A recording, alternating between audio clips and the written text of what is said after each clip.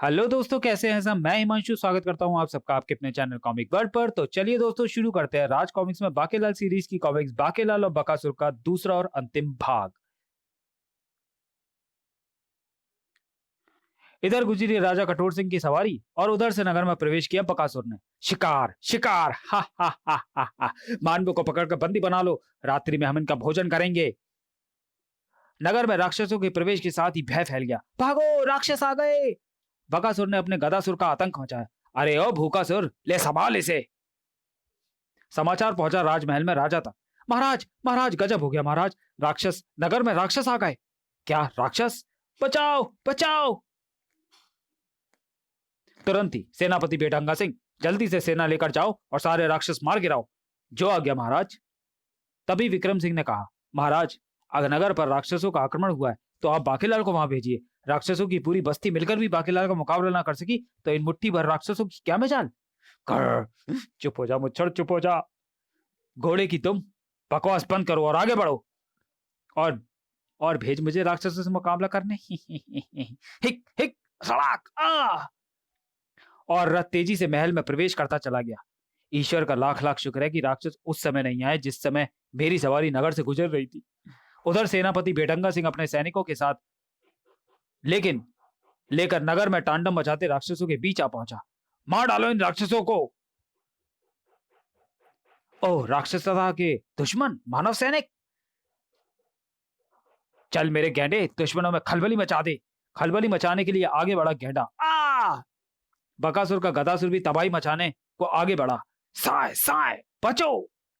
बकासुर ने पुनः घुमाया गदासुर। इस बार नहीं बचोगे। साय, बच गए। मारो। भाले नहीं लगे। हा हा हा हा, मारा। और इस बार वे सैनिक ना बच पाए गदासुर के वार से। था था ओ। सेनापति बेडंगा सिंह ने बकासुर को रोकने की चेष्टा की, किंतु हा हा हा हा हा, मेरे पास है गदासुर, मुझे कोई हानि नहीं पहुंचा सकता। बचाओ, आ मर गया। और फिर बकासुर वापस लौट आया। हम फिर आएंगे। हा हा हा हा हा। बकासुर के पास था गदासुर। ओह, तभी हम मानवों का कोई भी वार नहीं चल पाया। और उस रात्रि बाकेलाल का मस्तिष्क तीव्र गति के साथ चल रहा था। बाकेलाल, राक्षसों और राजा कठोर सिंह से अपने अपमान का बदला लेने के लिए जल्दी सोच कोई तरकीब। अचानक याहू, सूझ गई तरकीब। अब शीघ्र ही गदासुर होगी मेरे पास। उसके बाद बाकीलाल अपनी योजना पर मनी मन प्रसन्न होता हुआ गहरी नींद सोता चला गया। जबकि इधर राक्षस महल में सॉरी महाराज, आपने उनका सिंहासन हत्या लिया। इस गम में आपके ससुर जी ने आमरण अनशन कर दिया है और राजकुमारी जी ने भी आपकी सूरत न देखने की कसम खा ली है। क्या कहा? राजकुमारी ने मेरी सूरत न देखने की कसम खाई है, पर मैंने तो नहीं। हमारे ससुर जी के लिए बढ़िया तरी वाला गोश्त लेकर हमारे साथ चलो, हम स्वयं अपने हाथों से उनका अनशन तोड़ेंगे। जो आज्ञा महाराज। तभी, महाराज की जय हो। महाराज, प्रजा बागी हो गई है। प्रजा सिंहासन पर केवल राष्ट्रराज बदमिजाज को ही देखना चाहती है। क्या? उफ, बुरी खबर, हम उन बागियों का सिर गदासुर से फोड़ देंगे। बुरी खबर, हम उन बागियों का सिर गदासुर से फोड़ देंगे। अच्छी खबर, बागियों के सिर सच में बकासुर ने गदासुर से फोड़ दिए। फटाक फटाक आ! इधर बाकीलाल उस रात विक्रम सिंह को गच्चा देकर बाहर निकल आया। अब मुझे प्रवेश करना होगा राक्षस महल में और हत्याने होगी गदासुर। किंतु राक्षस महल में प्रवेश से पूर्व मुझे अपना वेश परिवर्तित करना होगा, एक राक्षस सैनिक के रूप में। उस वृक्ष के कारण राजमहल की चार दीवारी में प्रवेश करने में बाकीलाल को कोई कठिनाई महसूस नहीं हुई। चलो, एक काम तो आसानी से निपट गया।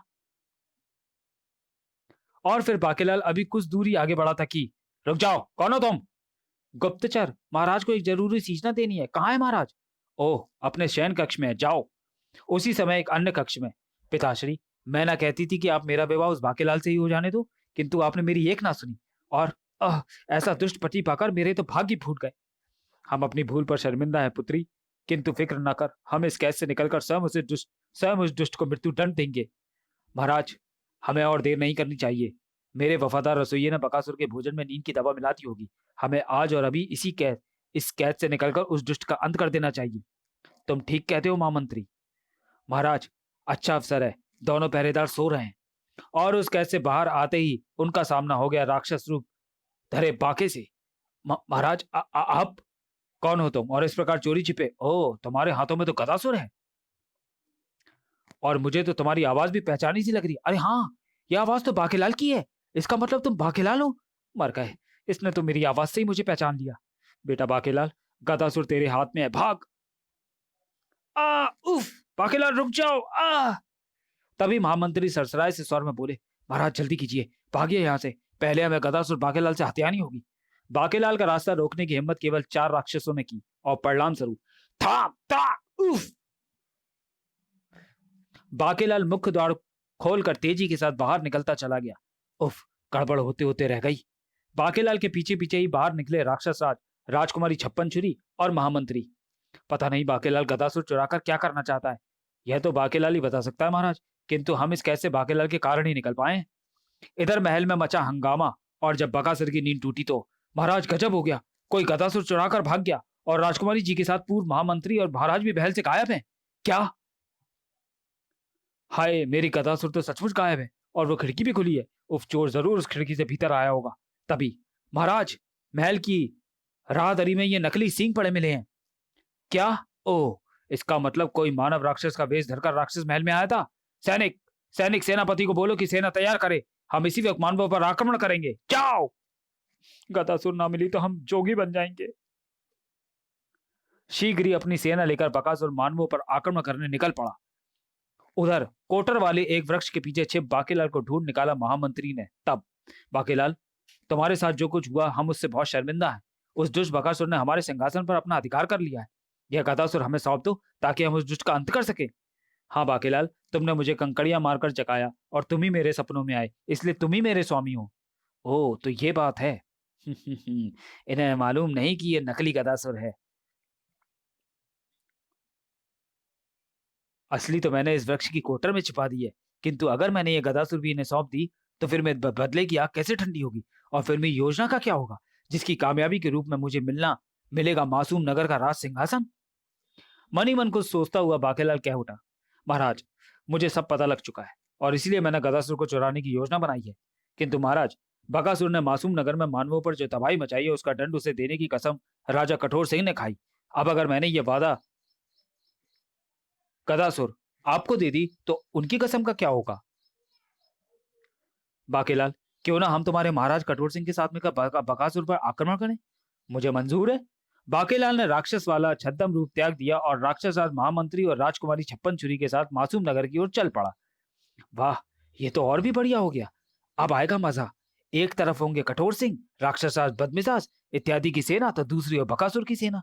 सभी आपस में लड़ मारेंगे तो बचेंगे राज सिंहासन, जो होंगे मेरे। क्योंकि गदासुर है मेरे पास। इस प्रकार बाकेलाल की चाल सफल हो रही थी। ठीक है, मुझे मंजूर है, किंतु राक्षस राज, आज के बाद तुम्हारे राक्षस हमारे नगर में आकर उत्पात नहीं मचाएंगे और बाकेलाल के साथ इस युद्ध में मैं भी आपके साथ हूं। हमें मंजूर है महाराज। राक्षसों की सेना बकासुर के नेतृत्व में मानवों पर आक्रमण करने आ रही है। ओ, फिर राजा कठोर सिंह के नेतृत्व में निकली एक और सेना।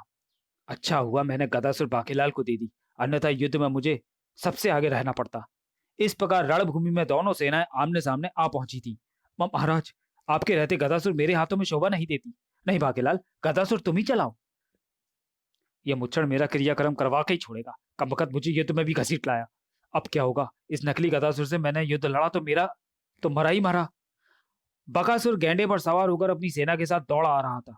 ओ, तो मेरे ससुर जी राजकुमारी और पूर्व महामंत्री भी मानवों से मिल गए हैं। अब मैं इन्हें भी जीवित नहीं छोड़ूंगा। भयानक युद्ध छिड़ गया। मारो मारो बाकेलाल, गदासुर चलाकर सबको समाप्त कर दो। मारो मारो। लेकिन ये क्या? हा हा हा हा हा। यह प्राप्त कर ली मैंने अपनी गदासुर। अब तुम सबको मेरे हाथों से बचना, अब तुम सबका मेरे हाथों से बचना मुश्किल है। ताक! महामंत्री भयभीत स्वर में चिल्ला उठा, महाराज, बकासुर ने गदासुर फिर से प्राप्त कर ली है। फिर तो भाग निकलना चाहिए। नहीं, हम इस दुष्ट का मुकाबला करेंगे। इधर राजकुमारी छप्पन छुरी अपनी तलवार के साथ सामने आ गई बकासुर के। दुष्टपति, अब मैं तुझे समाप्त कर दूंगी।